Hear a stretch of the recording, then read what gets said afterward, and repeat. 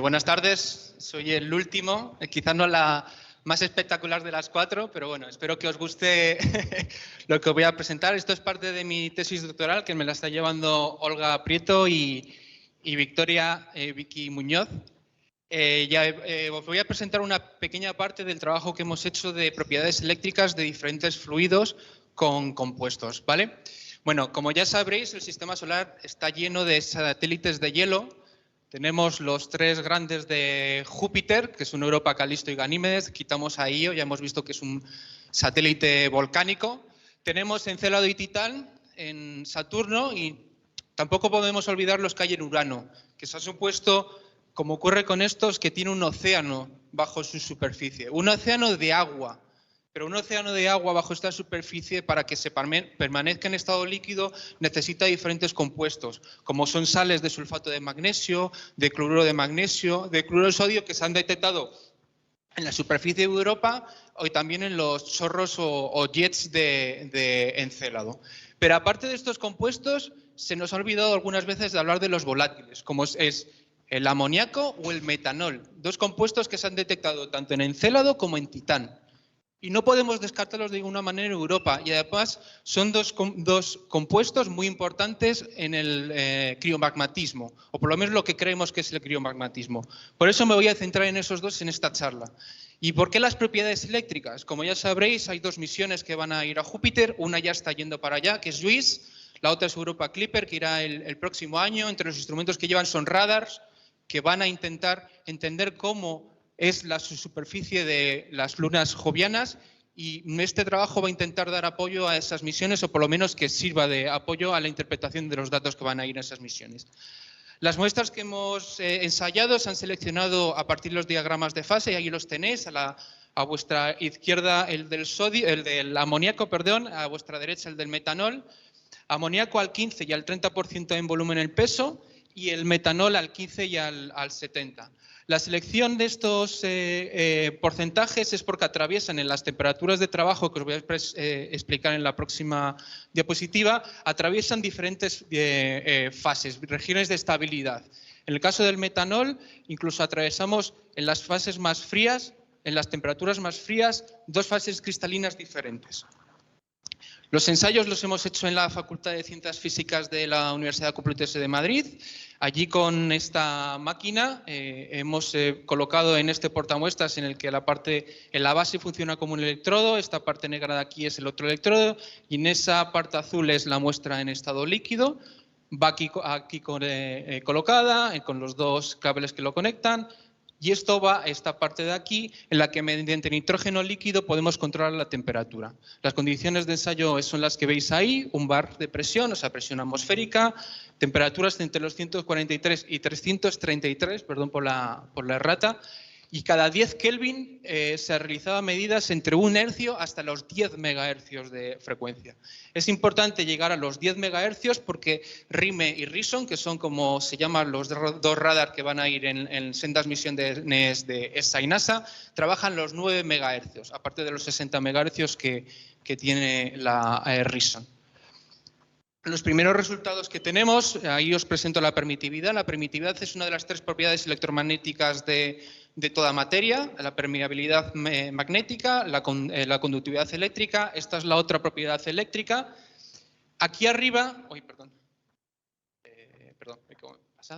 aquí arriba tenéis como referencia datos de lo que sería sulfato de magnesio, de soluciones de sulfato de magnesio al 17, aunque es 34, en realidad es con mirabilita, pero si lo reducimos, lo dividimos por 2, nos da aproximadamente el porcentaje de sulfato de magnesio. Para que os hagáis una idea, los resultados quedarían en esta franja de aquí. Es decir, los resultados de amoníaco nos dan valores muy altos a bajas frecuencias, valores altos a frecuencias mucho más altas, superiores a los valores que nos darían con agua y sulfato de magnesio. Y aquí lo que podemos ver es esta estrechez que vemos aquí nos está indicando que en el amoníaco al 30 está en estado líquido, mientras que esta diferencia es mucho más amplia en el amoníaco. En el caso de las bajas temperaturas, el comportamiento de este cambio en la curva es prácticamente las mismas frecuencias. Es algo que no ocurre con el metanol. Con el metanol ya os he comentado en el diagrama de fases que en las últimas fases teníamos un cambio completo de la cristalinidad. Son dos fases diferentes. Una, hielo con metanol monohidratado y el otro tenemos líquido con metanol monohidratado.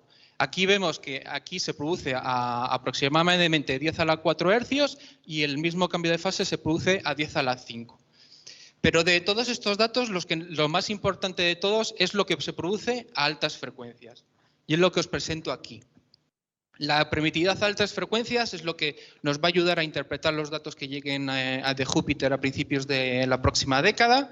Y aquí ya vemos cambios muy importantes cuando hablamos del amoníaco en las dos proporciones.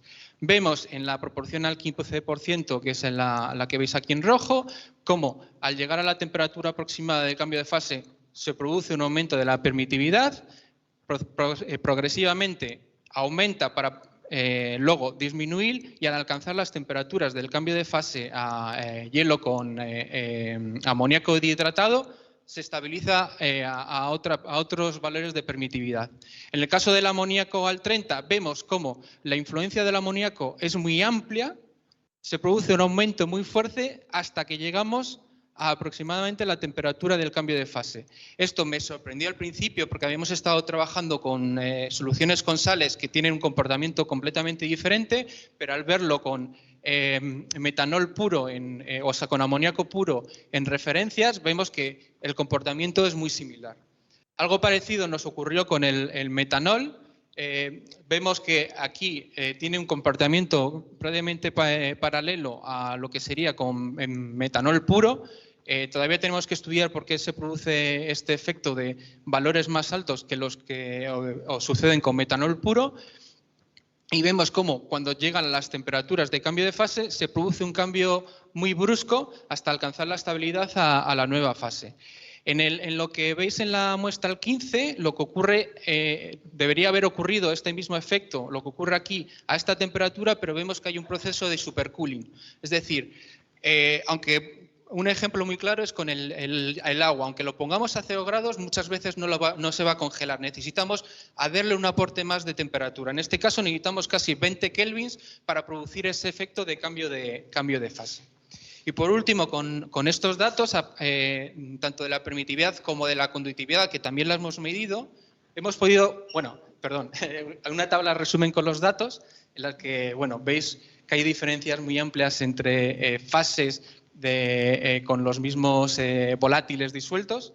Y por último, lo que quería comentar es la atenuación, que lo hemos calculado con esa fórmula, con la conductividad y la permitividad real. La atenuación es otro de los factores que nos va a decir la capacidad que va a tener la onda de penetrar bajo el terreno y, por tanto, de cuántos resultados vamos a tener, pero que tener una alta atenuación no es malo, por lo menos en nuestro caso. ¿Por qué? Porque altas atenuaciones nos está diciendo que encontramos líquidos. Y lo que estamos buscando es un océano, reservorios líquidos. Estos cálculos se hacen a frecuencias constantes. Aquí en azul veis el agua que hemos realizado con el mismo proceso, que es la misma metodología que os he explicado antes. Veis que al llegar a los 273 kelvins se produce el cambio de fase y un descenso, un estado muy similar con las 4 soluciones con volátiles, con un descenso un poquito progresivo, pero lo realmente importante es lo que ocurre a 10 megahercios. El comportamiento a altas temperaturas es muy parecido, pero cuando se produce el cambio de fase del agua, para las soluciones con volátiles les da igual. Es decir, si llegamos a reservorios con volátiles, es posible que los podamos detectar. Y esto es muy importante porque las erupciones volcánicas que ocurren aquí en la Tierra se desencadenan a veces por la acumulación de volátiles. Por lo tanto, estamos hablando de que a lo mejor los mecanismos que pueden ocurrir en Encélado y en Europa podrían producirse también por acumulación de volátiles, y que incluso los procesos que hacen que el océano esté en estado líquido sea por acumulaciones de volátiles. Aquí tenéis un pequeño resumen de lo que os he comentado, en el que el comportamiento de la permitividad depende mucho de la región de estabilidad. que la permitividad en el infinito nos marca muy bien la presencia de los volátiles y las claras diferencias en los señales de atenuación con estas soluciones respecto a agua y también con agua con sales, que aunque no os lo he mostrado, pero lo hemos visto que también tiene grandes diferencias. Y bueno, si tenéis preguntas o alguna sugerencia, sois bienvenidos.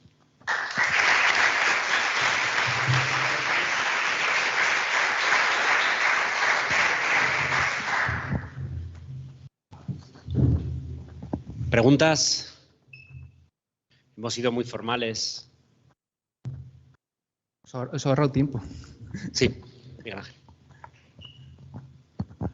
Muchas gracias. Quería preguntarte, habéis hecho los experimentos para un bar. Sí. Al estar en profundidad, ¿habéis pensado en aumentar la presión para simular? Sí, o sea, lo que os hemos presentado es un trabajo que hicimos con la Facultad de Ciencias Físicas, que nos dieron apoyo.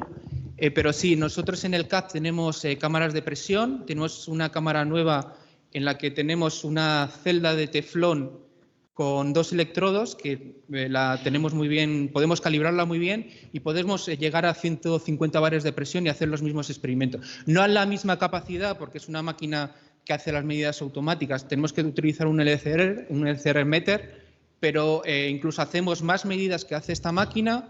Hemos podido ampliar un poquito más el rango a alta frecuencia y también un poquito el de baja frecuencia. Lo que pasa es que hemos tenido una serie de problemas en el laboratorio y no hemos podido hacer todos los ensayos que nos hubieran gustado. Pero lo tenemos preparado. O sea, tenemos medidas, por ejemplo, en soluciones salinas sí tenemos a presión. No hay muchas diferencias, pero las tenemos hechas y nos faltarían con volátiles. Sí, sí. Gracias. Es una buena pregunta. Gracias.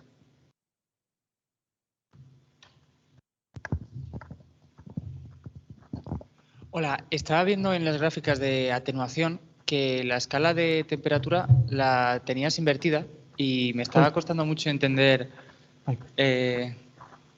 Sí, o sea, sí. la representación normalmente se hace de esta manera. 1000 dividido 1000, o sea, la temperatura en Kelvin dividido entre 1000. Y la temperatura arriba, claro, al dividirlo, la temperatura sale al revés, arriba. Ah, vale, no me había fijado. Pero es que arriba está la temperatura en Kelvin y abajo la representación normalmente se hace de esa manera. ¿Y cuál es la razón por la cual se haga?